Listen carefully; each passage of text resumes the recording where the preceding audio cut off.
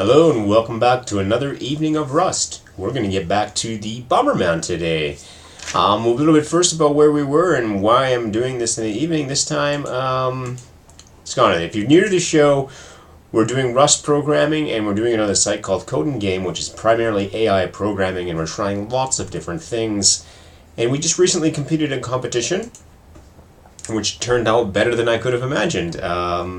We gave up on, and ignore my phone, it's always just, the moment you start the show, the phone rings, and I keep turning this one down, it never gets any quieter.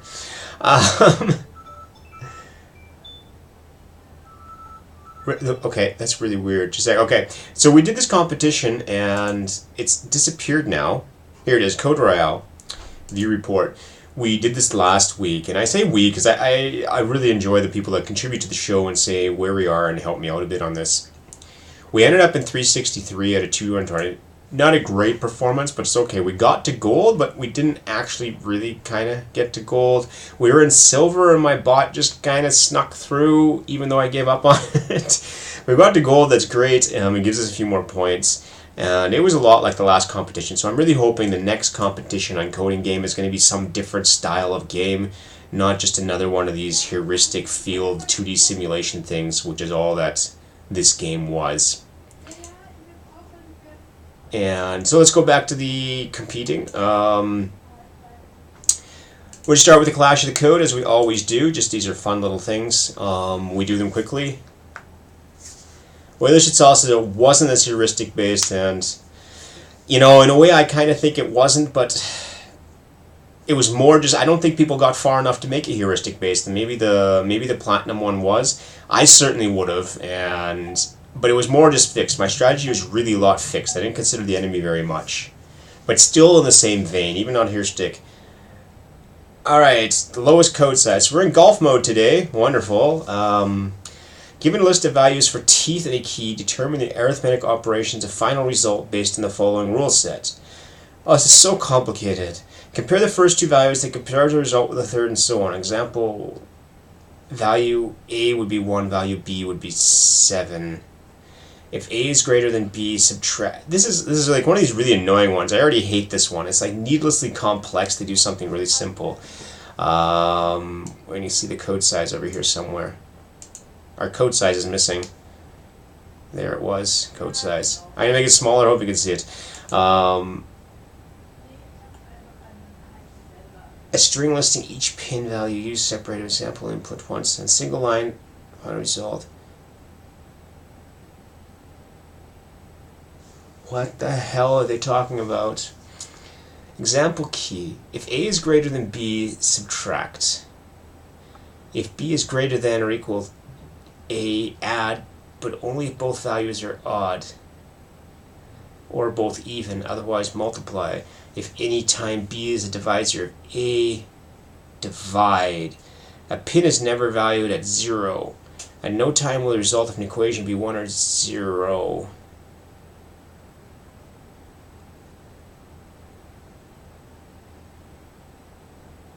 Dude, I'm really not understanding. This is like just random set of shit. I mean, I don't like such rules. I mean, it's one of the reasons why I often give up Clash Code. This one is really not even interesting at all. We're just going to work through this one, but this is not an interesting one. This is really just a stupid one. I'm assuming there's going to be 4 items here, and space separated, number of pins, so there could be more. Why are they space separated? This kind of annoys me. So we're going to just do X, trim right, toString, split white space, dot collect, and this is going to be a vector of, why don't we just do a vector of I32. We're going to map these as well. Split white space dot map v, and we'll just do a parse input here. Parse input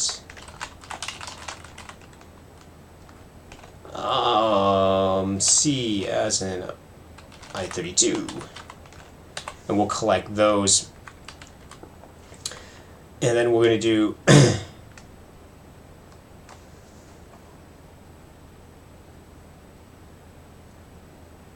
Okay, so we just continue here. We're going to do up into that. So we're going to do something like for I in 0 dot x dot len minus 1, I guess.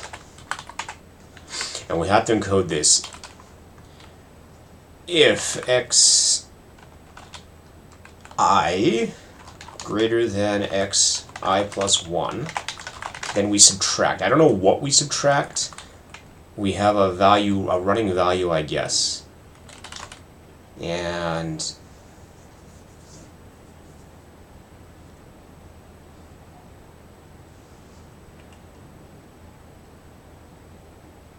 all right, so we're going to have the running value r equal xi. It's going to start at I.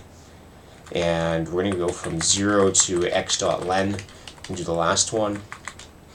If r is greater than xi plus greater than xi, then what do we do with it? We're going to say, let's call it a, because this is actually a. That's what they're calling a. If a is greater than that, then a minus equals xi. And if b is greater than or equal to, we're going to have to do it.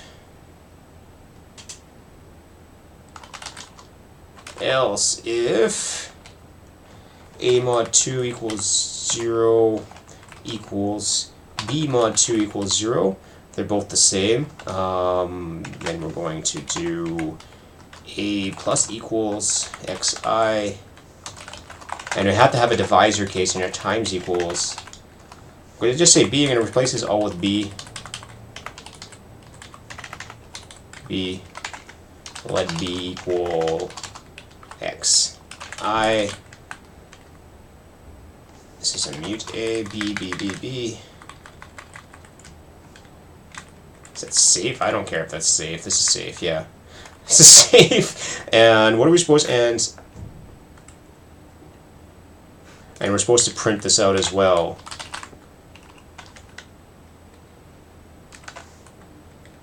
Yeah, this should be safe. Because this returns 0 or 1 equals 0, and this returns a true or false, and you're trying to say if the true or false equals this one. So if they're both true, it's okay. If they're both false, it should be false. So that should be fine. I'm going to do, this is a minus. It's a plus. It's a times, and I have one divising case I'm going to have to take care of, but let's just do this first. Print line space. We're going to get to the a. We're going to see which ones works. 4 pins. Chain comparison operators require parentheses. Oh yeah, it's maybe if that's what you meant. Yeah, we probably need parentheses here. And let's go.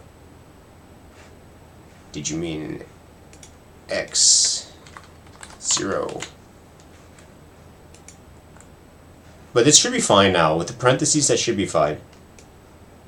And we're going to miss the division one, so we have one left to do, and that's division. And then we have to take care of the division. Let's see if the 10 pins works. We're just missing division. So,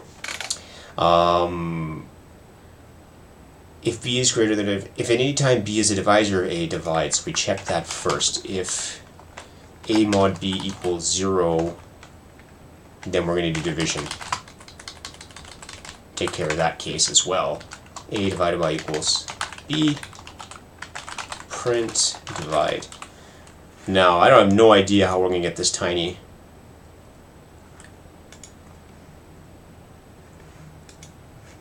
Alright, so we have it all working. Now we just have to get it smaller. And we don't need n. We just absolutely don't need n. So we can get rid of this. That should still work. Like, n is just not used. What?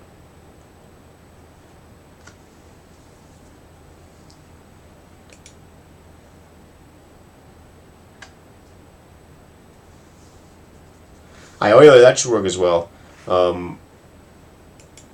Why did removing this?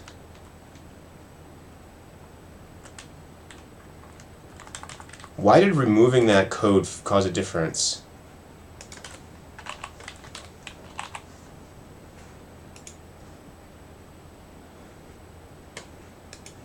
There's something wrong here. Parse inputs. Oh, because we have to do a new line as well. Yeah. Input line dot clear, I think, because I forgot to clear it. Try that again. Alright, so we got all that. We have the simple stuff. This thing here, we can probably get rid of the trim. We could probably get rid of the toString as well. Yeah. And split, we knew that this is smaller if you do split and spaces first as well. But now we just got to get this small with 6 minutes left. I don't see anybody else has submitted it, so let's just parse input. We can probably trim down because we have no more parse input. So let's clear that out first. We're going to do c.parse Ep30 .unwrap.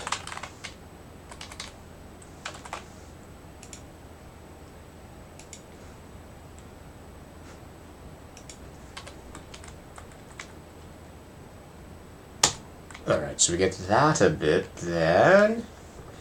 And we know that this is shorter. Let's check out that thing. The saving this here is... Do you think I don't need that? Let's find out. Can it figure out that type? It can in that one case. Yeah, I'm sorry for the phone again. Will this actually be mort-ora-y? What is the XOR operation in here? Is A or B?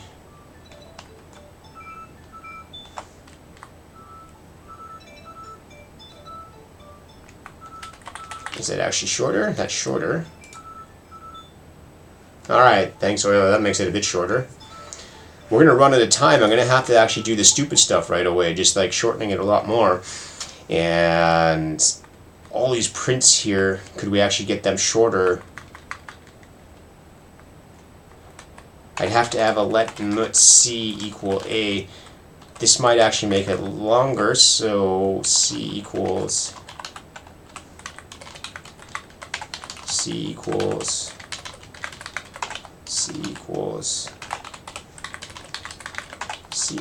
times.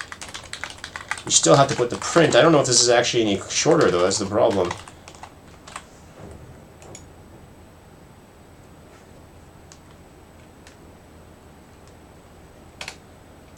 Ah, but you're actually absolutely right there, Cries. We can actually do this instead to make it even shorter.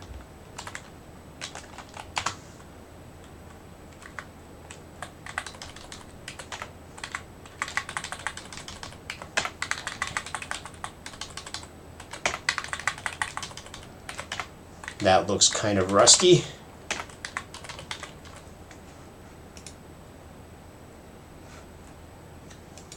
Alright, I'm sure I can do a match on this. No, these are each independent statements. I probably can't do a match on that. We have the for, we have the splitting, and well, I'm going to do the simple stuff first. It's going to help the most. And we don't need to unwrap that. We just don't care about the result.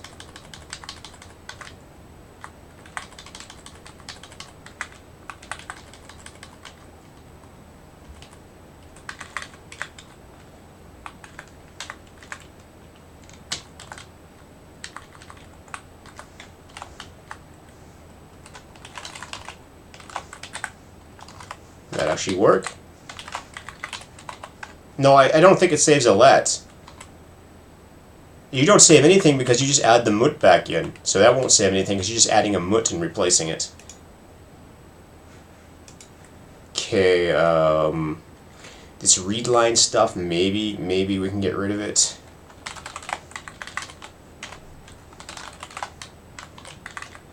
No, because it doesn't. It saves the let, but you just add a mut and replace for. You don't actually save anything because you just add a mut here.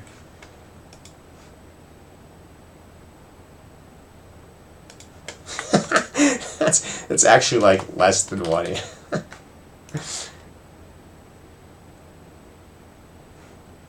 Alright, I think I don't know. Is there anything we can fundamentally do quicker than this? Other than remove white space, I don't know if there's a lot less that we can do here. C. Oh yeah, well I got rid of the C anyways. Yeah, okay.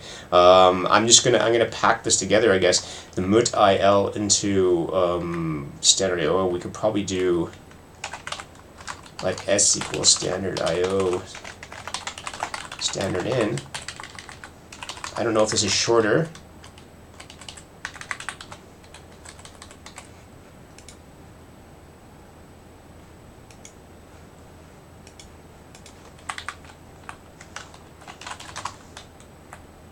I don't think that's any shorter there either, to be honest.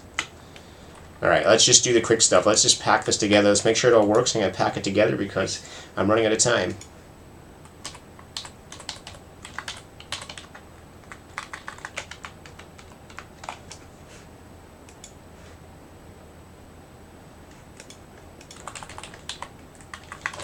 We have all sorts of spaces I can get rid of. Oh man, running out of time.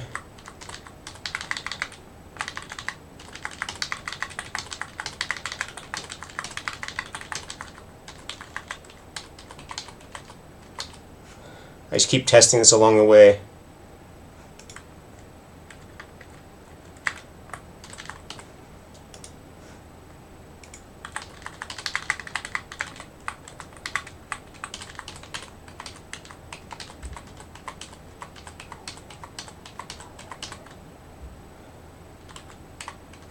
Oh man, this shitty editor.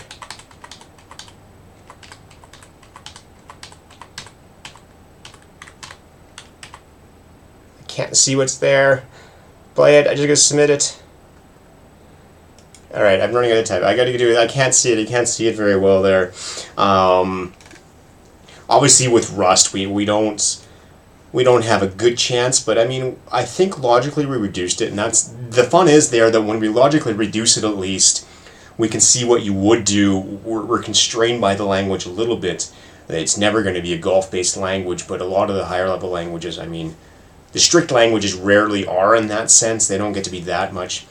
And we might as well share this, but again, I actually don't like Code Golf very much because I think that bit I did at the end, like the bit where I just removed whitespace and packed it together, I don't think that's productive. I don't think that helps anybody. You basically mess up code. And I really wish we had a golf evaluator that would basically just do that for you. It'd strip all the unnecessary white space and even reduce the actual variable names. Because I think the essence of golf should be the essence of the semantic solution. Is your semantic solution actually easier? And the rest of the stuff you do is just basically wasted effort. And it's just really not that much fun. Alright, but we finished it. So let's go back over to Bomberman. And yeah, thanks guys, everybody agrees. So Bomberman, again, if you missed it, in the contest, in the last contest, we actually managed to get into gold, even though I quit on Saturday at silver, because we had a bot that was at rank 10, and when I resubmitted, I just couldn't get into the hundreds. But apparently, it was a good enough bot that it snuck in over time to get into gold, and that was good then. Now, the Hypersonics we're playing, and this is really weird. My ranking is first in silver, which makes no sense. Okay, so it's 2. 2 makes sense, but like so I'm not getting past the boss, but it's really weird that I'm number 2. And so this is a weird. We definitely did not leave it this way, and I don't remember where it was. So I'm going to zoom in again a bit so we can see the stuff because we don't use this editor. And let's check what we have. We're going to put it back into the external editor. I'm going to use this one and upload it. So this is really curious that we're in position 2. So we can't beat... Are you sure? Now I don't know what Cries is responding to. Are you sure we didn't? I don't remember. I really don't remember. That's where I'm stuck at. So our Bomberman here, we're above everybody else. I thought we were in the top 10, but not actually number 2. Which means we have something minor to tweak. But this game is basically idle. This game is basically, there's nobody but us playing it, which makes it really hard to get by unless you actually have a strong, stable one, because you don't get any additional runs. So our bot is going to have to be, unlike the competition where we got pushed to gold even when we weren't submitting, because people are very active, and if you have a good bot, it works. In this one here, there's an actual chance that we could be better than Bomberman, and if people were submitting, we'd get by them. Actually, we wouldn't have to be better than bomberman to get by him. If a lot of people started submitting to Hypersonic, and they would randomly take us, and they would randomly have values that are worse than us, and they'd keep pushing us up. And so there's a good chance that if this was still an active game, we would actually get pushed to gold. But that's not so satisfying. And let's submit it again to see where we get to. And we're going to look at code and figure out where we are. I have no idea where we were. What was the last thing we did? I don't remember what shape we left the code in. I have it opened over here, and let's just go through these problems. Again, RLS, this plugin for Visual Code, works once, and we've still not figured out this error. Nobody's been offering things. It just basically, after this initial run, then nothing happens to it. It just doesn't work again. I'm going to save this, and look, see, there it is. The moment I press save, RLS fails, and it really kind of sucks. I have no idea what it is. I really don't know, and RLS is broken. I've tried reinstalling it, which basically means we're running without an integrated environment for Rust.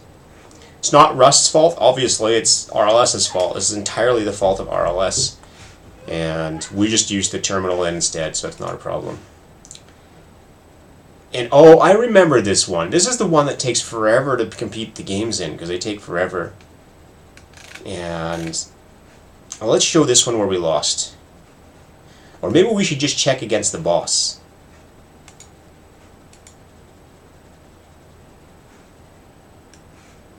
Why is this so small? Oh, it's zoomed over. Alright, so there. What happens to us? We somehow die. Let's figure out how we die in this one.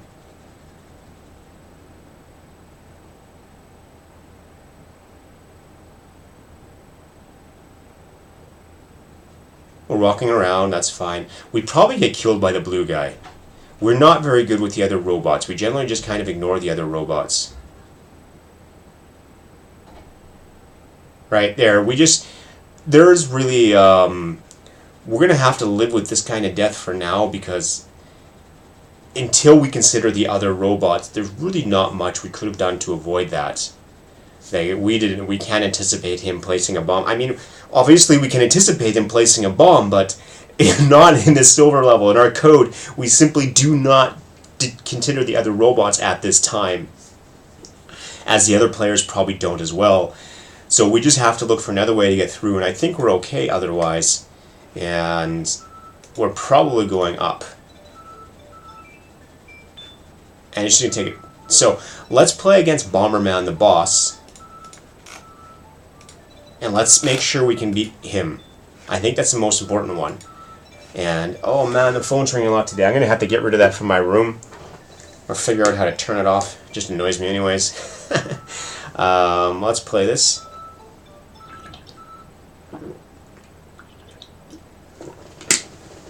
What do we have? So, also, I'm doing this at this time because I'm actually going to try doing streams at this time during the day. I hope that's okay for some people. The late at night ones, I'm not so sure. I've always been so tired. I might do them a couple times, but I'm also going to try doing some earlier morning ones as well. And oh, it looks like we both die at the same time in this one.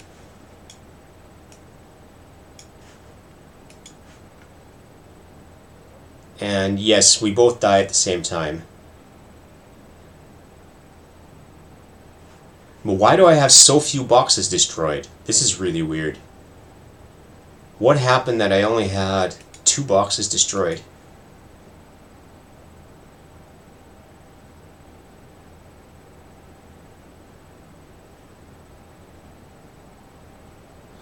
What is he doing? Why am I placing bombs in these locations?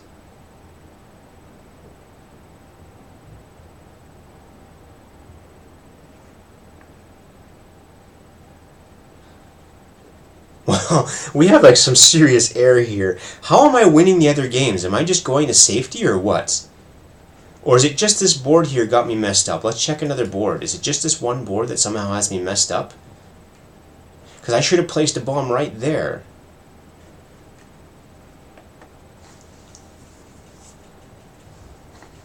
Right, that destroys one.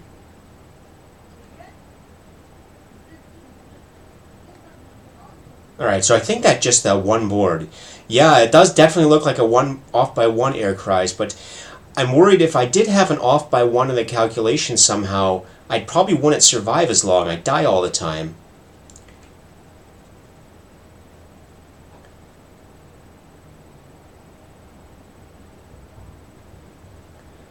Now this one here, I think I just don't have enough boxes. He's killing boxes faster than I am.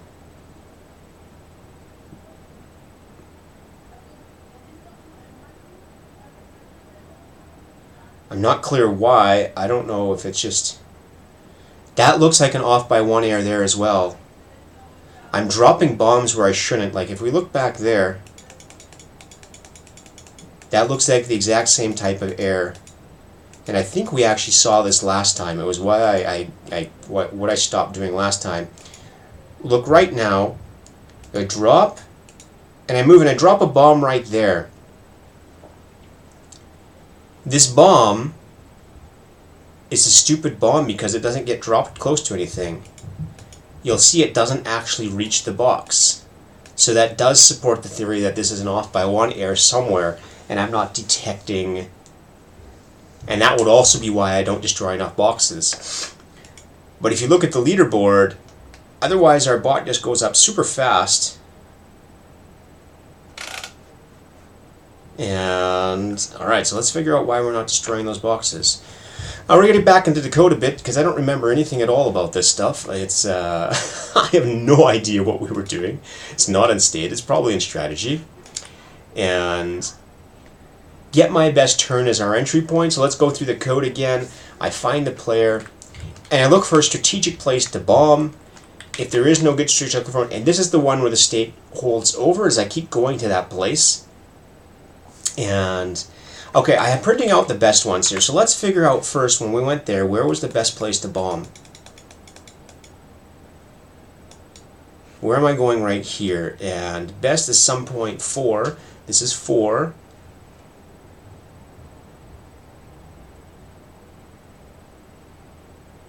Well, best is some point 4, 9.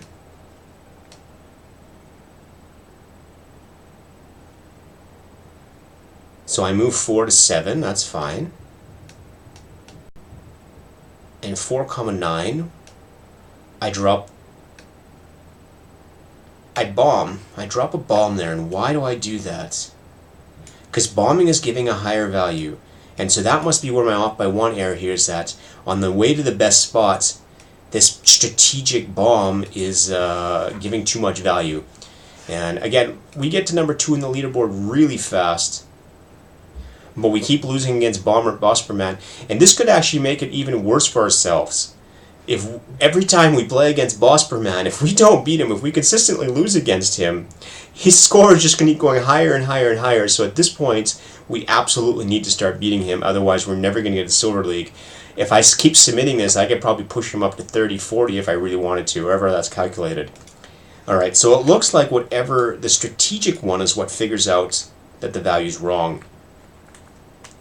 Okay, we got this, do this, turn this, and hit our best turn, and then we score.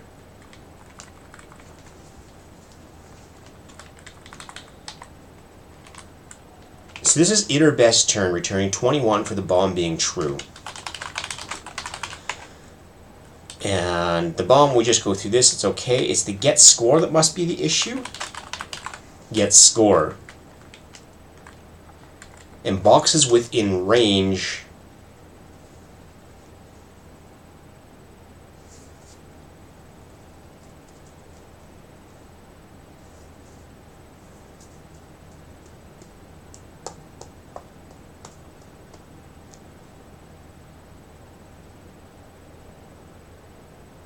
I'm just trying to look here. What are the boxes within range? Let's just figure this one out here. DWB. This might produce a lot of output because this is by the tree, but again, our tree doesn't really go very deep. Boxes in range, we're going to do bombed or bomb.position of a box. Clear in cargo build, so we just submit this, we create it, And this automatically submits it using one of our tools. And we're going to resubmit this and see what happens in that situation. Right there is where we're interested in. That's at move 172. What do we do wrong at 172?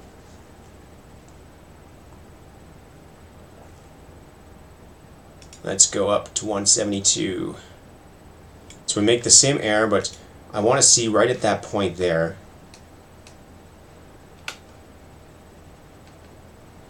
Boxes within range in point 3, 6.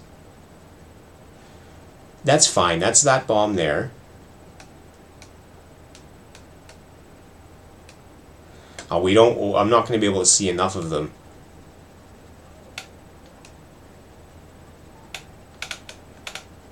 Alright, but this is already wrong. The boxes within range of 3, 6 is not 0. It's not 1, it's 0. So that's where we're off by 1 error, because if you look, it doesn't destroy them. So we already have enough there to confirm the error. Well, let's go look. Let's got to get rid of this because this is useless. It gives too much. Boxes within range. And I think we screwed this up when we did the... Alright, boxes within range. And we do a range -1. Because we consider that the place where the bomb is the first part of the range. And that makes sense because this is where the bomb was, and the game says a range of 3, which means 1, 2, 3. So we do bomb -1, which is a range of 2, so 0 to 1, and this is going to be a less than loop. You can understand why in computing off by 1 is such a horrible thing, because there's so many ways you can get the off by 1 error wrong. And so boxes within range, player.player range.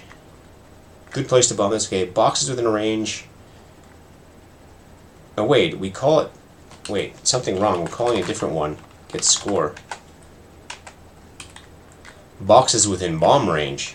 Or maybe that's the one that's wrong. Boxes within bomb range.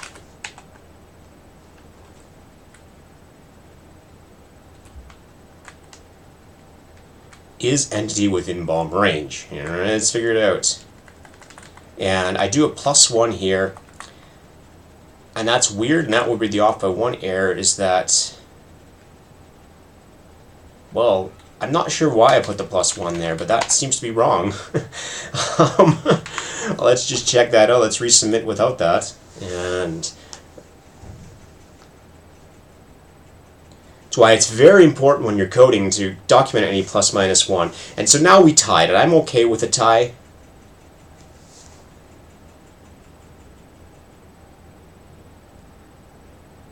As long as it's only this one board, because a tie is going to be pretty rare. I mean,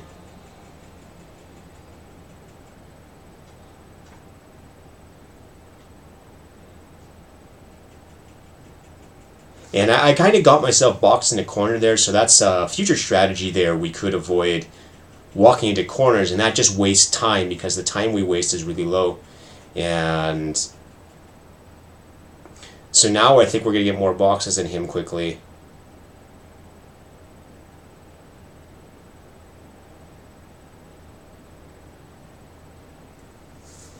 And let's play this again. Let's see if we gotta at least do better than... We gotta beat him at least once. No, no, no, no, no. We're not dying though. They're running out of boxes. So what happens right at the end of the game? 21 to his 33. So we're not destroying enough boxes.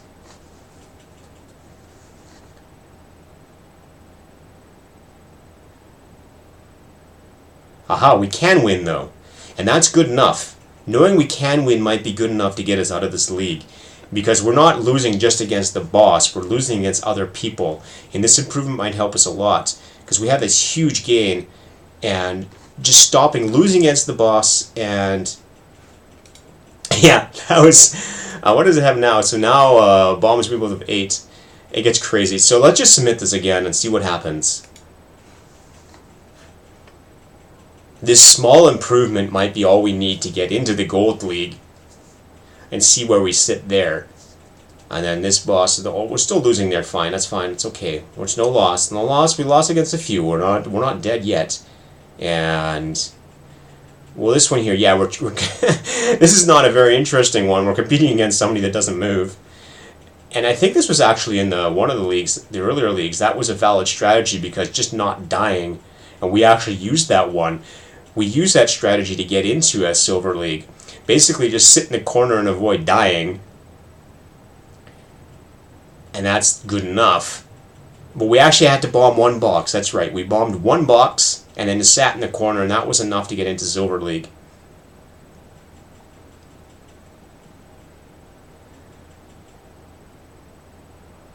We don't collect any of these items, and it's uncertain at this point whether these items would actually help us, because having more bombs is just going to probably helps as long as our safe algorithm is okay. But having a distance is really rough, because the longer it goes, it makes the board really unsafe. So we don't value getting these things at all. We might actually want to do that. We might want to evaluate saying, hey, if there's something close by, go pick it up. But everything you pick up goes down to your score. We're going to have to see in Gold League whether people win because of score or because they kill the other people. That's going to make the biggest determination of whether we pick those things up or what type of tweaking we have to do. Well, we're doing, again, really well here. We've jumped really fast, and gateway timeout. No gateway timeout. So I'm already here, and the boss is going down. This is a very good trend to see it down. It means we're beating up. Okay, so Euler's is confirming to us that 5 or 6 bombs is really helpful, but range is less important. And I kind of agree with that with range, because we're going to be walking so far around. Probably range 3 is not so good, but beyond range 5, it starts getting really dangerous.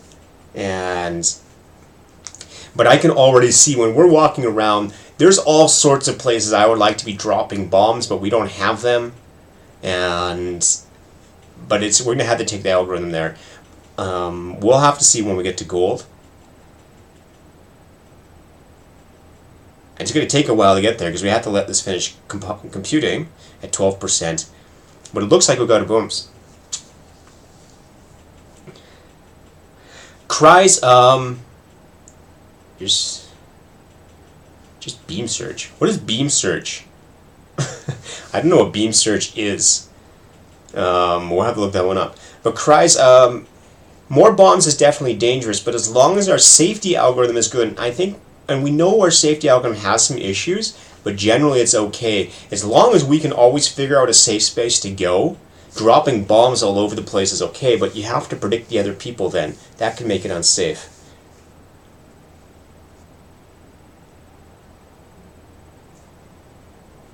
Yeah, breadth first search, and this is where, if Euler's Cell is correct, and we're going to assume he is correct because his bot is way farther than ours, our breadth first search sucks because it's too slow, and we're going to have to speed it up a lot. So a lot of our work in Gold League is probably going to be optimizing our algorithm, because our breadth first search, and look, we're still doing well here. Oh man, it'll be fine.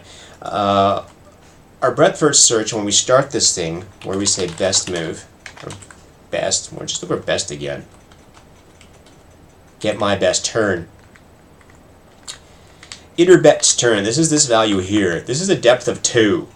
So we take this initial turn and we go 2 steps down. And 2 steps down is really quite pathetic.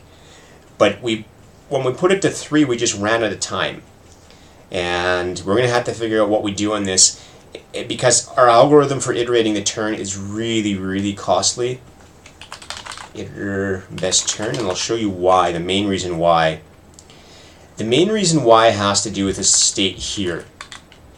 The cloning of the state is quite expensive. I'm assuming this. We're going to profile this. This cloning of the state is quite expensive. The applying the turn should be okay, and stepping the state is probably more expensive than it needs to be, but we're going to find that one out. What I intend on doing instead of cloning is your apply. We can make apply turn, return an undo function. And the undo function, then we apply it back to the state, and we can actually then evaluate the state.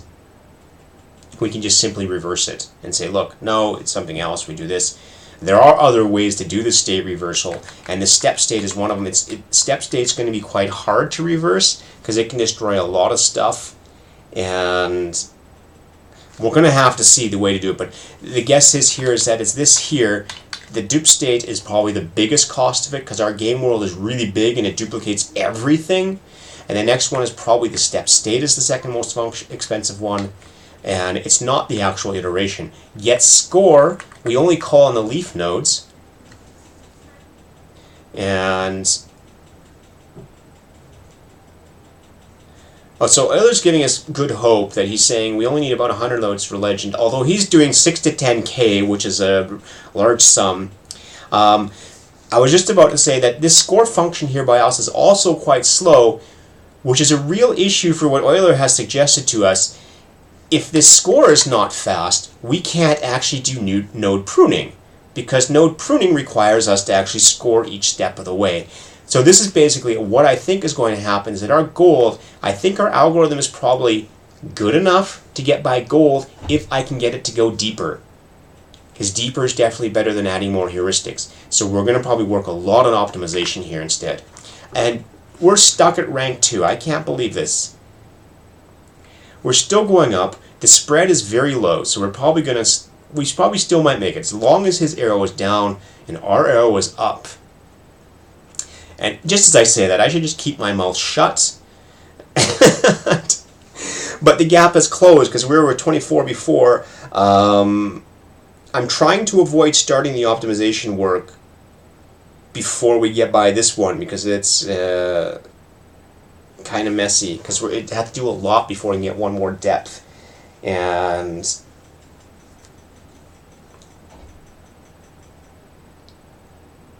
he's the big issue. We don't have to worry about losing against anybody else, I think, because we're not going to be playing them enough. And there's a lot of downs here, so, and you notice those are the only ones we're competing against, because once you're in the top there, you stop competing against people lower down.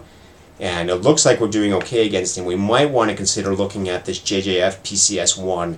If his arrow stays green, then that's the one we can attack as well and see what happens. But it seems to be fluctuating. And this is our fault now. This is really the case, is had we not submitted our bots like 5-6 times in this league, this score probably would have been the top score. But since we keep pushing him up, we have to get higher and higher. And it looks though like the trend is good enough. This should be good enough for gold. And then we can start going into the optimization range. And as long as this is down. Was this higher than last time? Anybody remember what his score is before I submitted? That's the most important thing we have to know. Is his score higher or lower before I last submitted? If his score is ultimately going higher, then it makes it even harder. Even if our score is going up. The spread is decreasing though, so we should be okay. There's lovely metagaming and stuff like this. I mean, like, this has nothing to do with the code, but because we're going to have to do a major refactoring to get into Gold League, I don't want to do that now, because it's really no fun, because you don't know how well you're doing when you're sitting at number 2. Any tweak I make here, all it's going to do is keep putting me back to number 2, and so I have no idea if I'm making progress unless I play against him. Fortunately, it looks like the gap is lowering, so we should be okay. All this printing might hurt our term too, but it's we don't print that much. And so I think it's going to be mainly optimization. Avoiding this, we're going to do some measurements first. We're going to set up the benchmarks again. That's a good chance for us to do ROS benchmarking and see how costly this cloning actually is. And it may not be the cloning. And again, we're running in debug mode, which again is really kind of crappy. Everybody's running in debug mode, but some languages run in debug mode slower. And it is actually, somebody commented on one of the Reddit threads about this, that the problem with debug mode is it discourages you from writing correct code. And I kind of agree with that. Some of the changes we'll make are not going to be optimally clean code. Because in release mode, a lot of your correct structure disappears and goes to optimized code, whereas in debug, it gets optimized that way. So 26.32 was where it was before, so we might actually not make it. We might actually have to do yet another tweak. Damn it, I was trying to avoid that.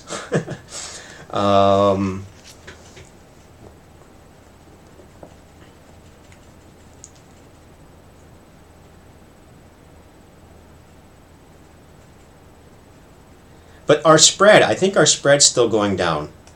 So we still might make it. So we're still not so good against the boss. The boss can still beat us. But as long as our trend on these guys is to beat them, which is really bad looking right now. Oh man, this is like... What we need is somebody else to come play this game. Somebody to revive it from the dead and come back and just compete with this boss. Because anybody coming to compete with here would drive him down enough for us to win. So Kryze is giving me disappointing news. Kryze is saying I am still driving the boss up. But it's getting really tight there. Like, this is probably... We have enough battles left that if this trend, this minuscule inching towards the boss, and there we got above him, as long as we can stay there, we'll be okay. And I think the trend is good enough that we will stay above the boss. That's my prediction. That's my hardcore statistical prediction based on hand waving and random numbers and Kryze 100% correct situation. And oh, we took a big hit there from Watts. He took a big hit too, so there must have been a match that totally screwed us up. Oh man, that's just, I hate watching this. Alright, so let's go back to the code for a bit, let that compete. This is one of these that takes a long time there. Alright, so we're going to have to, I don't think fundamentally, this for loop here, this bomb on and off, if Euler is correct about the 5-6 bombs, we may have to re-enable this, but or maybe not, because we can do, depends how far the depth is going to go. We can just keep adding bombs on the first turn. But it's going to be this stuff here. This duplication of state is going to be really, really expensive. The actual recursion isn't an issue. We tried passing a player down before. So passing a player down before, like in the actual thing, for whatever reason, didn't help us. It didn't speed us up at all. It actually kind of made us slower, and it was weird. The likely die function, this is the one that Euler, I don't know if he's doing the same thing, but this is the one where I do the pruning. The likely die, and this is why we can only do 2 depth, because if you're not likely to die, we would do down. If our likely die were to be faster and we prune more, we could actually do a bit further depth. And our likely die is the only pruning function we have. It says, look, this branch, discard it because the chance of dying is too high. And so it's comprised of basic checks. If the player already is dead, then the likelihood of dying is very high. That makes perfect sense, doesn't it? And this creating of the bomb map, wow. This is also very expensive. And I don't know if there's an iterative way to do that. So we have all these really expensive things to do in the code. And we're going to have to try and find ways around it. The distance 2, this is not an issue. This is... that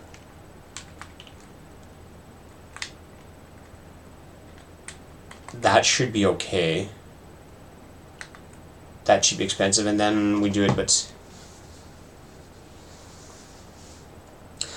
Well, Kryze, and...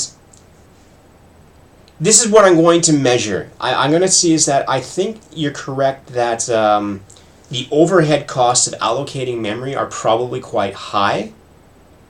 And this should certainly help if we pass that in. And this is exactly what the person meant about debug mode, is that in release mode, allocating and initializing memory isn't that costly in a system language. A lot of people think about stuff like Java and C# where allocating maybe costs memory and deallocating it invokes a garbage collector, but in like C++, and I'm assuming Rust as well, in release mode, when you keep allocating and deallocating the same blocks of memory of the same size, it's really, really, really super cheap. It doesn't cost much at all, because it's only when you start allocating random various objects where it gets weird, and even then, allocation is usually not the problem. But if we find simple ways, we'll check that, and we'll just see how... And Kryze is saying it makes a difference in release mode too, and that's actually really unfortunate. But the reason probably isn't the allocation, the reason is probably the initialization. Because when I create a matrix, I go and I steal the value of them, because I don't think it allows undefined values. and that can be costly. And so if we can avoid that by simply reusing a map, you can actually avoid that initialization cost, especially since the first thing we do in create bomb map is fill it. We fill it with something else, so we can avoid this here probably costs a lot, and that might, but again, to get down to a depth of 3 requires a huge gain in performance, because depth 3 is a tree based, right? We do twice as many operations every depth we go down. So it's going to be a really kind of a hard crawl to hit all these small things and then go like, oh man, I got to get this more. But we can make these mutable states all the way around because our state is already mutable, and the bomb map we can simply say you're only allowed to have one bomb map at a time, or we can have an object pool. And this is a very common one, but that might be harder, is that you have a little object pool and you keep reusing the matrices. And we'll see. That's, I mean, oh, come on. Am I really stuck here? Shit, we're not going to make it. Alright, so I gotta find a better way to beat bomberman with a minimal change.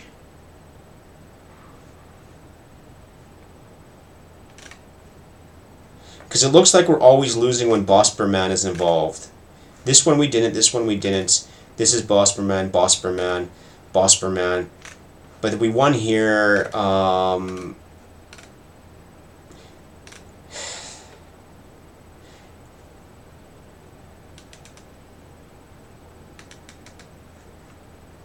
Now, I think Euler had these wonderful little charts for us. I wonder if he has it for this one.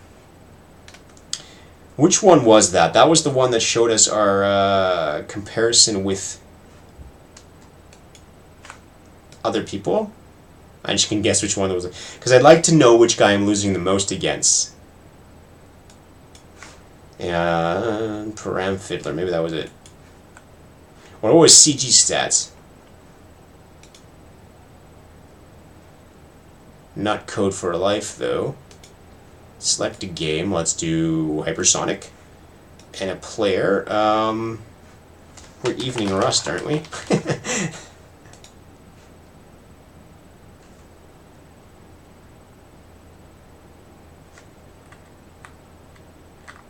Alright, and so this is wonderful. We can look at the one we're losing the most against. And it doesn't appear to show the boss. Oh, I was surprised to see that.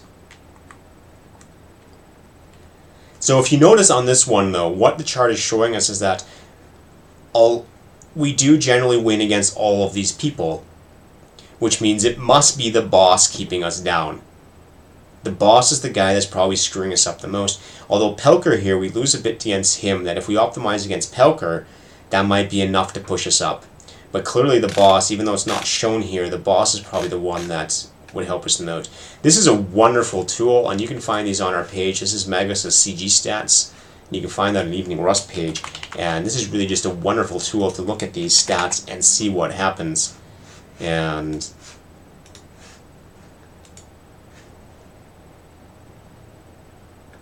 but like, this is so tight, like we might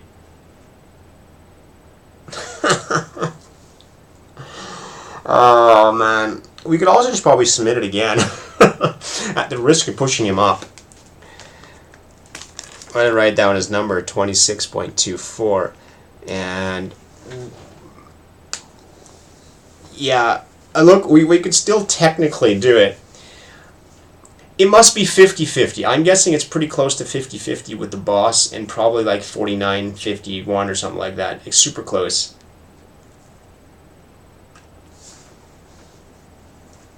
All right, so let's just let this play out.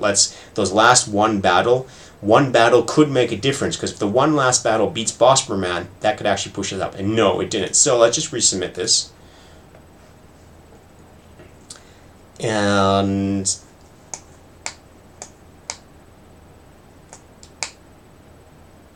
we'll see where this takes us. We gotta otherwise, because I really don't want to. Because I think the heuristic is fine, and our biggest issue is the depth. And to fix the depth, we have a lot of work to do. We show any progress, and I'd really love to get to Gold League before we go into that amount of work.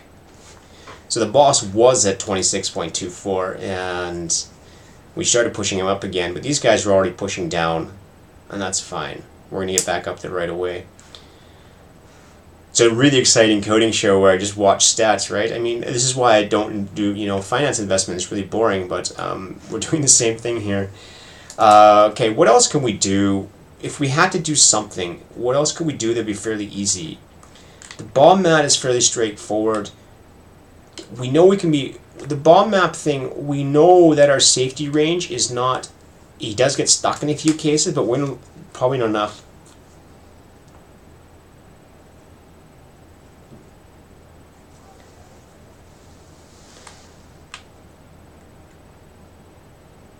It's possible, Cries. It's definitely possible that if we simply do reuse of some of the stuff, it might get us to depth 3. But we're skirting on the edge right now with 2. Right? This is what I'm worried about. It's not like I can barely get to 3. It's like I'm barely making the depth of 2 now, because I know that when I fiddle with some of the variables that we often were timing out by simply not doing the pruning or something like that. So that's the big concern, is that it's not like I have a tiny tweak I have to make to get to 3. It's like, no, I'm barely in 2. And to get to 3 really might be tough. Unless it's really isolated, unless it's really like one of those variables is like the worst part of it, the worst offender. And so if we keep pushing the boss down, I marked him down as 26.24 last time. As long as he goes down, we'll be okay. We'll let that run. Well, let's set up the benchmarking now while waiting for this. There is some benchmarking in Rust, and I'm going to say this first, git commit rank 2 strategy. Okay. What did I do the last time? There's benchmarking. Where did I do benchmarking? That was... Let's just go back to the terminal and search for it. I thought name bench, I guess. There was somewhere we had these. Code for Life had benchmarks. Bench RS. There must be a different way to set those up, but let's look at what that file looks like first of all. Code for Life had bench. I really wish those dialogues would obey my system setting of only single clicking. I hate double clicking. Double clicking is like a remnant of Windows 3.1 and it never went away. So you just have these things marked bench. And you give it, and it takes a bencher, and you just do an iter on it. And so this was very basic, and then we ran benchmark somehow. Anybody know the proper Rust structure where I should put benchmark test? Is it a separate directory called benchmarks, or let's figure that one out. Rust benchmark file structure. Benches. All right. That sounds good. So let's set that up. And we're going to do this. I'm just going to copy one for reference.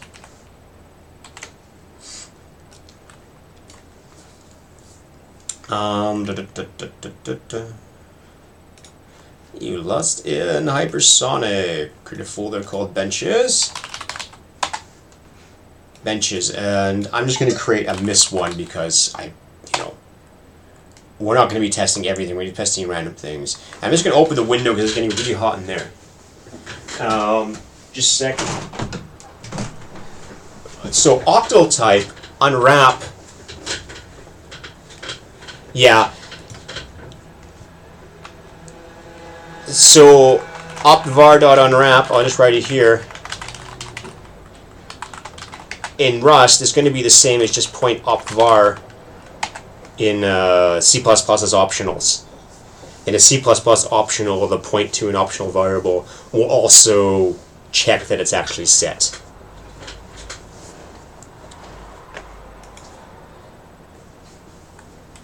Alright, so what are we doing? We're using not state. I want to use state star.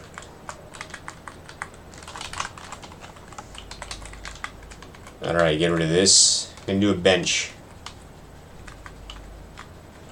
Alright, this cloning is going to be an issue. Oh, I got rid of the bit I wanted.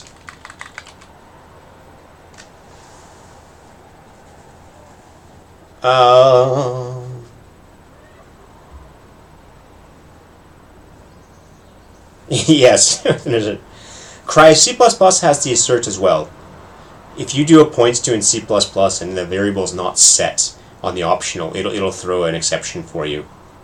For you, I mean on you, I should say, yeah. And I've never looked at what Rust's optional type looks like. It probably has the same ugliness that C++'s optional type has.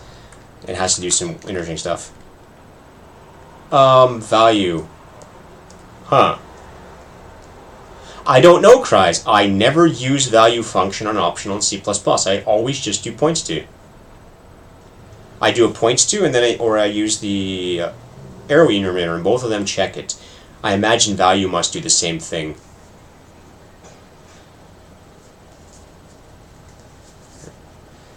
Okay, so optional in Rust is just a enum, which means it's kind of built in. Okay, that's probably simple enough. Now, what do we have for state? We had a state. We're going to have to open up the state function. State class. How do we create a state? New. We just give it a size. What's the size of the game? Board size. That's fixed, actually. We're still stuck at 2. This is going to piss me off. We're going to be stuck at 2 forever.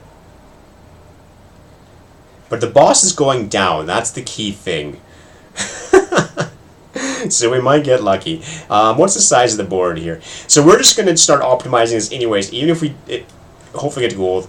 13 and 11. So 13 and 11, that's the size of the board. They give it in the actual game as well, but there's really no big difference there. State new. And what do we have? Size I.2. 13, 11, that's the size of the board. We're probably going to have to use I.star. And that's in source. I.2. Alright, so I.2 at state. And we're just going to do state.clone and give it the return value. Now, before we had this black box here, but somebody went through and checked that this iter actually calls black box for us, so we shouldn't have to. The reason why this black box is important, and that iter does it, is if you've done performance testing before, a lot of people screw up performance testing and they forget to use the value they're actually calculating. You can't just stick stuff in a loop and time it. You have to make sure it's actually doing the calculation, because if you didn't have some sort of black box actually checking that this result is actually used, the compiler can rightfully look at this and see there are no visible side effects and remove the entire chunk of code. And so a lot of performance testing I've seen done, people end up actually with the wrong values because it's being optimized out. And I'm assuming people do this because I've seen in a lot of websites for unit testing and stuff that people do not have things that check for this. In C++, this is one of the uses of the volatile tag. There's no way to avoid using volatile in C++ and make sure the result is used correctly, or you write out to the screen, but that can mess with the test. There are a few other ways to get this, but if you do performance testing, absolutely make sure you're actually testing the code you intend to and it's not being optimized away. And I had a similar I had an ignore function in C++ in my test. It's called ignore, and it takes a volatile t. It's a template that takes a volatile t and does absolutely nothing with it, but the volatile is enough to tell the compiler, hey, you have no choice, you can't get rid of this. Unless, of course, the compiler happened to be GCC and was littered with like a couple hundred different volatile bugs where it didn't honor them correctly. But in that case it did, so it was okay. Alright, so I have this, and now, do I just do cargo bench? Oh, I'm in the wrong place, so, hyper. Cargo bench, yeah, I do, I think. Where am I? I'm installing a lot of new stuff, I don't know why. I didn't know if I needed anything more.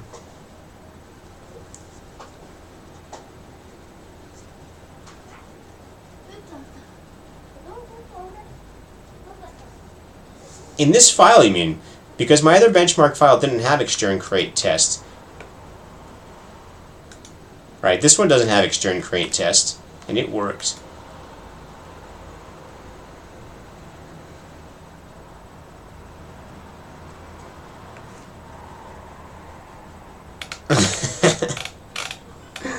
Okay, let's figure this one out. Use test. Unresolved import.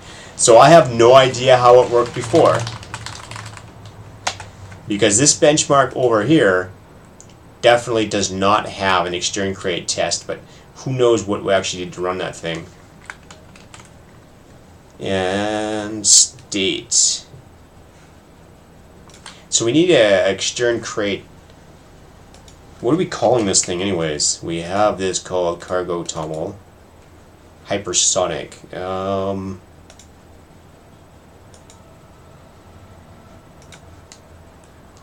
I don't remember what this is now. Hypersonic. We're using...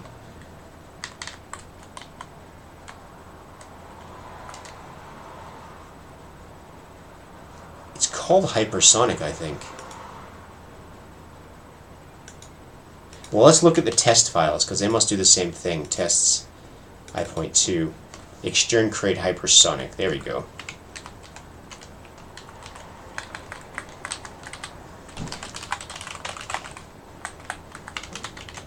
Oops.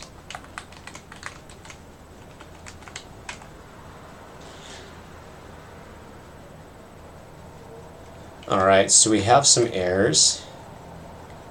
Oh, we have this unstable stuff. How do we use the unstable stuff again?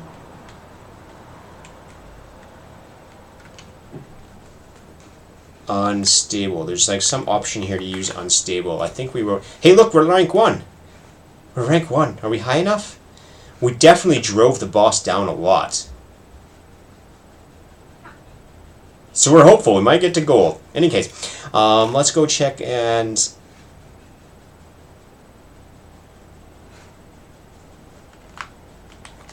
Will that be enough? I really don't know Rust in this sense. This is where the level where I really don't know what I'm doing.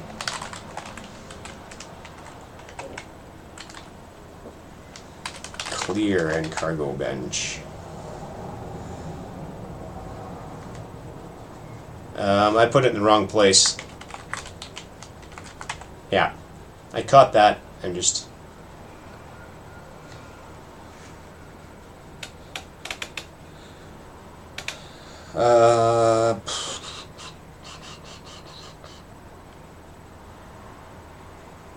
So I probably don't... So we had this used... We definitely did this before. How do we do the unstable stuff?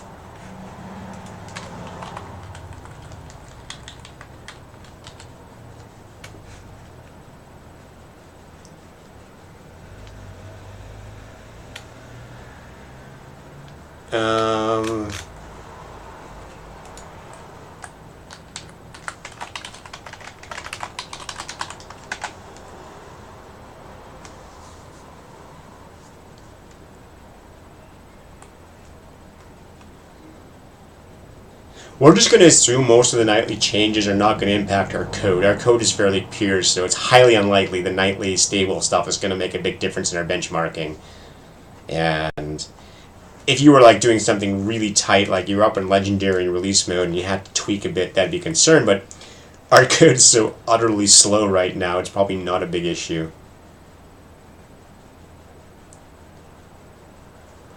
Alright, what do I have from error now? Use of undeclared module states.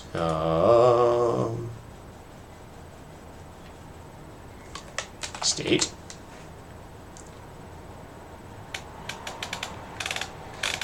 Yeah, cries, you're absolutely correct. So my ramblings even apply to that. We have literally, we're assuming the errors we're finding are going to be so extreme that it won't make a big difference. Okay, so 70 nanoseconds. Okay.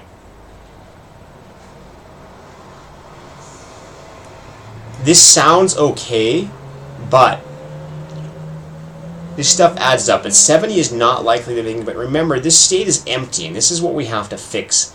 is we're not doing a legitimate state. This state is only cloning the matrix. It's not cloning the other stuff inside of it. There's a list of other stuff, and we have to make sure we're cloning that as well. Let's just get hopeful. Are we still number... Oh, we're back to number 2. Damn it. This boss... But his score is coming down. Like, his score has dropped a lot. It was 26.24. So if we just keep resubmitting and drive him down, we should be okay. I like seeing all these red arrows. That's what's driving us up. And no, this is like perfect. Every time I say I like seeing the red arrows, a green one pops up. I think we'll get to gold though, and we'll see where we are. Because we have a fairly wide gap with number 3, there's a good chance that our bot could do well in gold already. There's no way he's going to get to the top, of course, but it could get, depending on how many people are there, quite far on the initial set, because when you have a wide gap to the second person following you, it's an indication that your bot is significantly better than them. But again, the scoring is a bit weird. It doesn't take that much to push you up, because significantly better is that as long as you consistently win. And oh, Cries, that's right, Cries, you're doing it. How well is your bot doing in gold? We're going to see Cries right away. If we manage to survive here, we're going to be able to compete against Cries' bot again and see how well we do against him. And yeah, so Cries is confirming exactly what it said, is if you have difficulties in one league, it propels you quite high in the next league. And we're going to see what happens. And that's just the nature of that. People get to these leagues, they vary over time, there's a meta game, and you start competing with these. And it's when this game is static, and this is a big issue, is that when the game is kind of like dead, there's not many people playing it, you're going to have some tough strategies here, and these people probably played for a long time and had a hard time getting for gold, so their bots are quite good, and they probably kill off a lot of simpler strategies, and it makes it hard to get by them. But we're okay for that, and we're going to see what happens. I think we're going to make gold this time.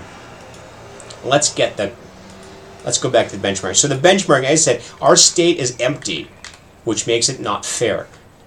We have to clone correctly. A state can also score these things, entities. So we're going to add a bunch of entities. Close this off, and I'll show you how we add entities. Our test function did that, and we're going to copy some from the tests and just add a bunch of entities. And there are tons of entities on the board, and especially in the initial moves. There's a whole bunch of crates, like 30, 40 crates. And let's see what happens with those. Right, so let's just add a bunch of entities here. Game box. And there should be walls. Walls will make no real difference for the cloning, so we don't have to worry about that.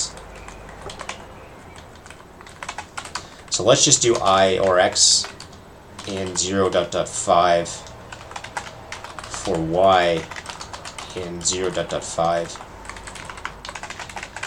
We're going to add 25 boxes because that seems like a reasonable amount to add, although it looks like there's more than 25 boxes here. We have 5. Wow, let's just add 25 for now. Or let's add, yeah, 25 should be good enough. And we'll just add it to X, Y. And now we'll see how this benchmarking changes. And I'm going to add that to our file here so everybody knows how to run this thing. Evening Rust readme you cargo plus nightly bench. Should remember what that is. Now we're up to 101 nanoseconds. Again, this isn't terrible, but it's not great either.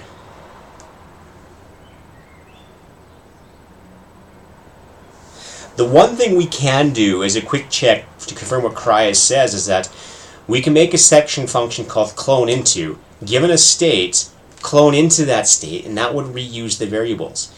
And I think we'll start from there. We'll start with matrix to see, we'll clone into, and then we can confirm how much faster it is to do a clone versus a clone into. And let's just watch it get to Gold League first. And, oh, damn it, we're not going to be able to play in Gold League today. Because they're not going to promote us until late at night. A clone has a clone into. That's delightful. That saves us a ton of effort. No, no, no, don't do this to us. No, no, no, no. Come on. That's painful. Well, we submit once more. We have to wait till midnight, or close to midnight anyways. But I just want to see it. There it is. Come on. Just one more game. 99%. One game, and we could probably make it. Otherwise, I submit again because his score dropped by about 0.8. And that's it. We're going to submit again. I'm not going to bother doing it. Just submit again. Because the main that we're not running now is because we propped them up so high before. And he was at 25.38, which is a massive drop. And let's see what happens here.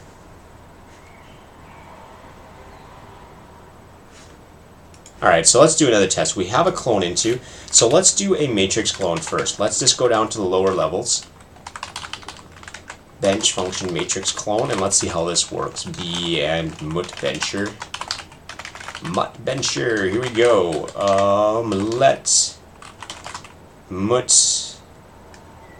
Let mut-mat equal matrix, and let's open that up and see what we have for functions. New of size 13, 11. What is criterion? Let's figure out what criterion it is. Oh, what is criterion? That's not gonna, obviously that's not a URL. Or is it a URL? Is it a URL? No, of course it's not an IU.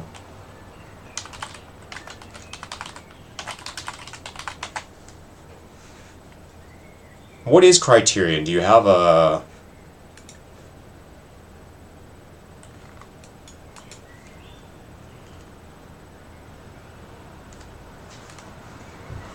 Well, that sounds kind of cool. I don't think we're at that level yet, though, because I think we have a decent intuition of where our time is being spent. There's not a lot of big mysteries. We have a tree with a lot of low-hanging apples, and the apples are, you know, just going to be painful to fix, but we know where they are.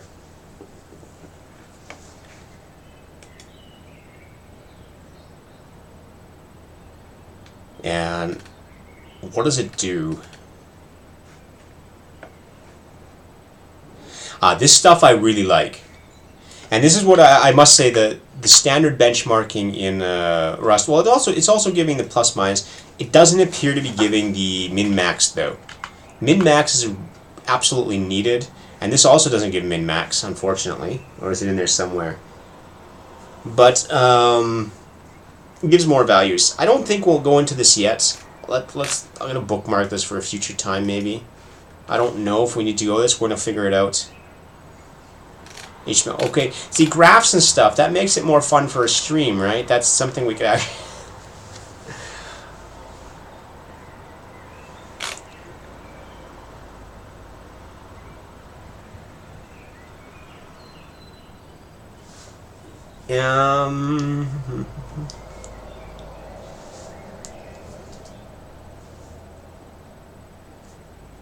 Well, it shouldn't be hard to use. Let's create the matrix test, and then let's go back and actually use criterion and see if it's better. So we're going to create one more test first, this one here. And we're going to check it out, because if I have something that looks nice for the stream, that's always wonderful. In the sidebar.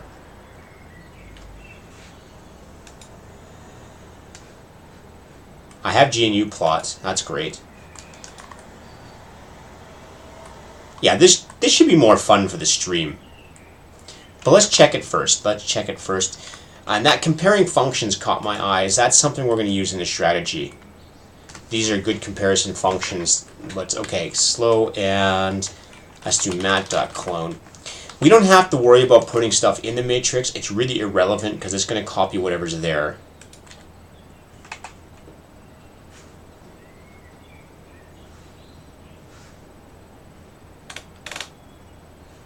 And we should import matrix. That's kind of important to use it. Hypersonic.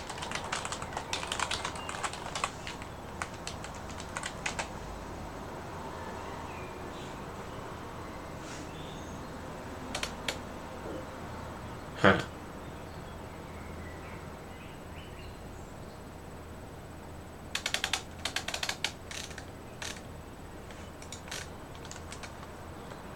Matrix new. What is it not like?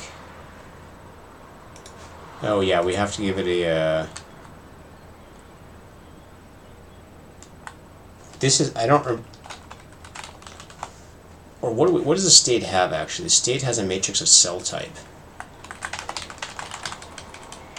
I don't remember that weird syntax here. This syntax in Rust for declaring inline types is really wacky. I don't understand the logic behind it. It's just like really damn wacky. I'm sorry. It's like why it's like stuck in the middle here. It's not like here, nor is it on the new. It's just like randomly packed in the middle, and I don't know. It doesn't make any sense to me. All right, so well, this wouldn't be ambiguous though. I'm not saying it's ambiguous without it. I'm just saying the notation of it, the double colon, as to why is it double colon as opposed to matrix cell type.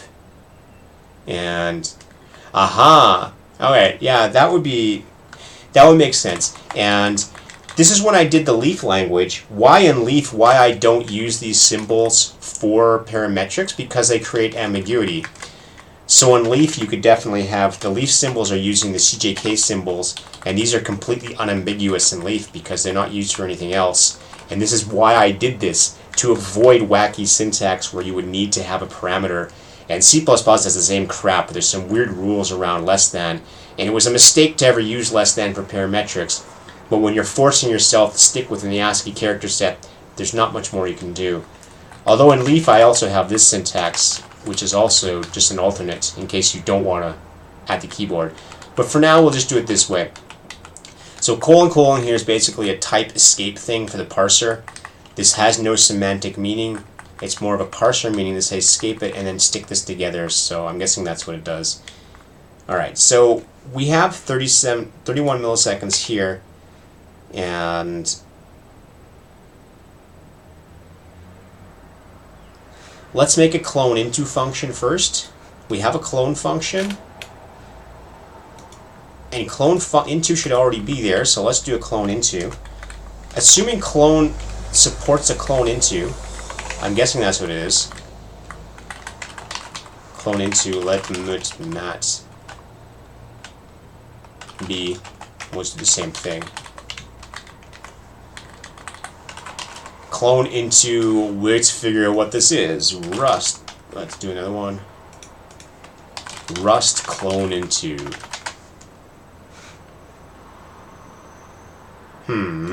I want clone into.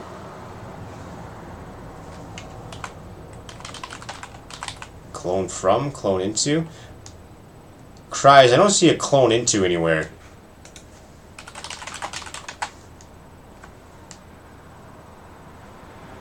This is for slices, but clone from.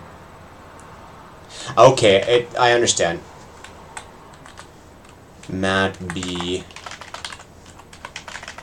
clone from mat. And we're probably going to have to put an and symbol on there. I forgot it. Yeah.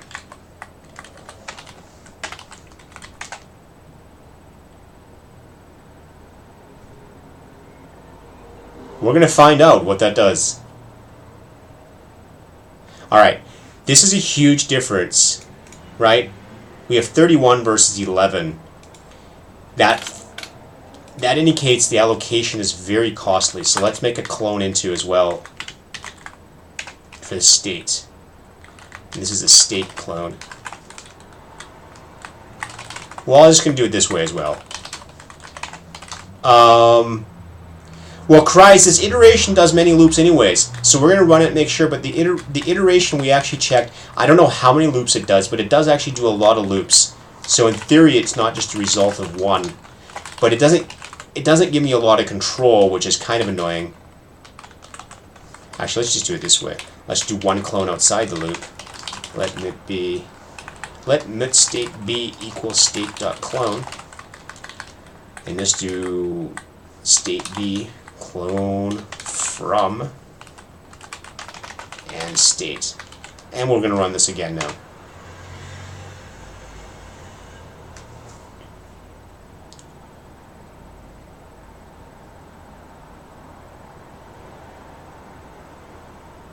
Wow, that sucks. What the hell happened here? Alright. So, matrix cloning looks okay, but the vector cloning looks to be total crap.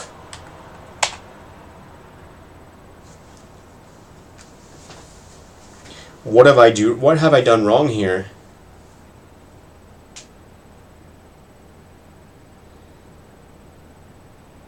I have a feeling that this isn't optimized well, because it looks like all we're gaining is the matrix cloning difference, and the state itself is not cloning very well. So let's create our own clone function for state. Clone from. We're going to create our own clone from function because I think this is not doing the right thing, because this is useless. This is not enough to make any difference in our overall game. Check where we are. We're number 2, stuck at number 2. Come on, be nice to us.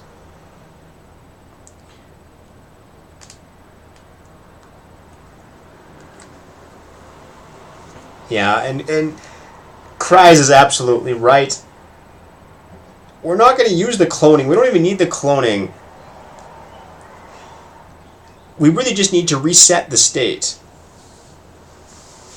But actually, I had a totally different approach anyways. For the state, I wasn't going to reset at all. I'm going to put an undo function on it. So when we apply a turn, we have an undo function. But if the cloning can get us enough, if the cloning can get us far enough, we might be able to avoid it. And I'm hoping I'm just going to keep submitting until we get gold, or till 9. I got to stop at about 9 today. Let me know if this time is good for you, though. I'll check the stats afterwards. But tomorrow, I think at evening, I'll start at 6 as well. It's easier for me, and I'm not as tired, and I can focus. But let's try and create a better clone function for state, because its clone function is total garbage, and I think it has to do with the fact that it has these embedded structures, and it doesn't know what the hell to do with them. It's just wrong. Public function better clone from, and this takes an no, and itself O is a state. So what we do here is we just read the simple stuff here, of course. My score, O.myScore. Size equals O.size. My ID equals O.my ID. And this is where if you actually had one targeted to the game, you could actually optimize this even more, knowing that some of the stuff doesn't actually change. And if you're reusing the same object, you could skip it. Alright, and let's get the basics here first. Entities.clone from O.entities. Probably that. And grid. The clone from matrix we know is okay, so this is probably, it's the entities one that I'm worried about. Alright, and that's all we have. Let's go over to Miss. And let's do a better clone from. So the normal clone from sucks. Actually, let's copy it for comparison. Let's run all of these things. Better clone into, call it better clone from.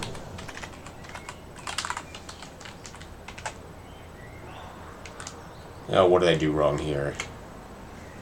Oh yeah, I forgot. There's no scoping. This always trips me up, because as much as I understand why you had to type self, it's actually annoying. I don't like that in a language. I think scoping rules should tell me that this is inside the state, and that should be fine.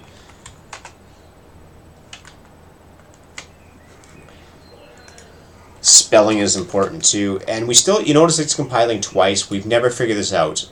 Whatever's compiling twice is probably the reason why RLS also doesn't work. We just don't know why. Okay, so matrix is fine.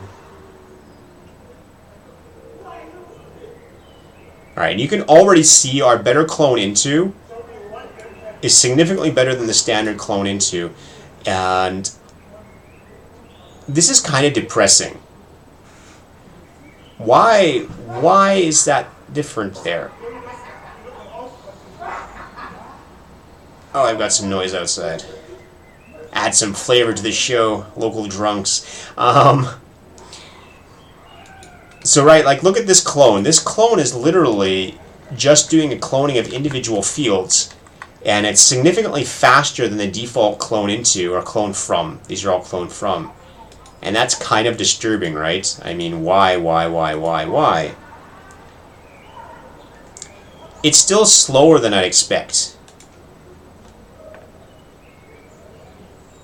And I'm not sure why it's so slow. Let's figure this one out. Because all we're doing is cloning a vector, and it looks like the vector entity is probably big. So let's create a function that just tests entity vector cloning. And we've got to figure out where this is happening, because something's weird here. Vector clone. And venture. Let v equal vec entity type, I think is what it's called. And just entity.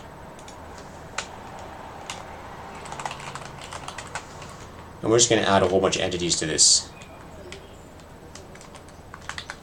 We'll add 25, because that's, in fairness, what we're doing in the test. We're going to do v.push entity new. We're just going to push boxes, and then we're going to run the iterator on that. And let's see where the speed problem is actually coming. Again, I think this is... I don't know if this is running in release mode. This looks like release mode for the benchmarking, but I actually honestly don't know. And we're just going to do v.clone.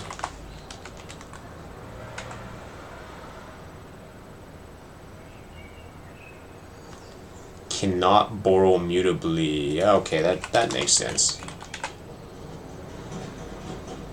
Yeah, so this is... We should probably put it in debug mode to see what massive difference it might make. Because debug mode is notorious for getting this shit bad.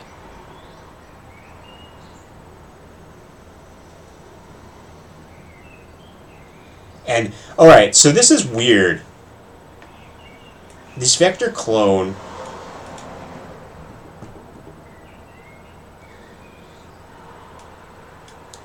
It's probably just because entity's so big. Where is entity? Somewhere in here is an entity.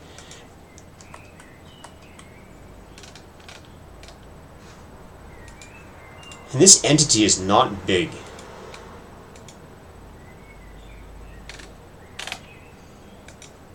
Wow, this entity is tiny. So...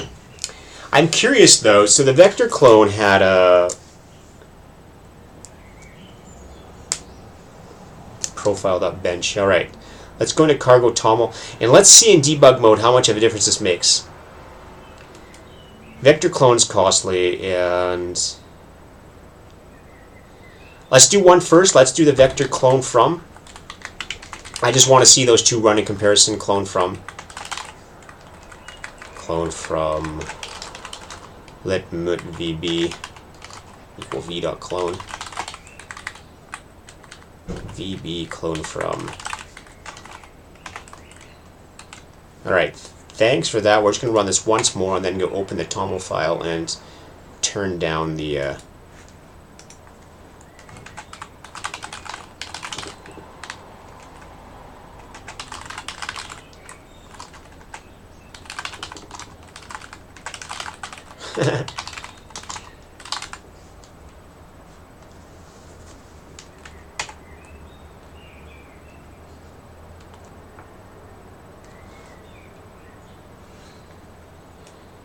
And at these intervals, you know, it's a different time each time, and that's not so surprising, but it's an issue that it's not totally stable. That could also be my machine. I'm running OBS and stuff in the background that could interfere with this.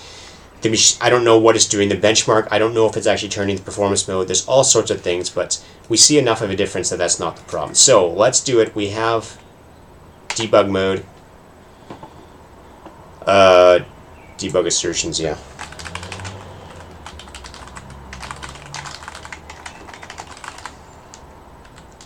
Yeah, and this is where it really sucks. Alright, so the better clone into makes no difference in debug mode.